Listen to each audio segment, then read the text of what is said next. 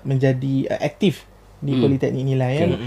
Mengikuti organisasi lah. Antaranya tadi apa? MPP ya. JPKK.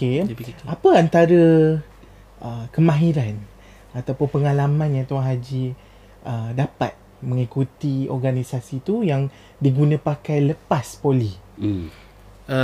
Kemahiran waktu masa jadi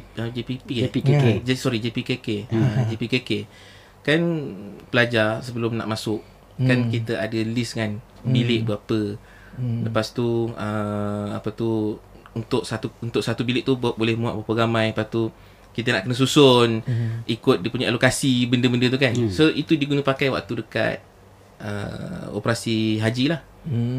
Tapi apa kaitan dia? Dia memudahkan saya sebenarnya, waktu operasi tu pun sebenarnya sebelum jemaah sampai dekat bangunan penginapan, dia dah dapat dah senarai nama dan kita dah tentukan dah untuk bangunan ni ada berapa bilik. Bilik tu boleh muat berapa orang.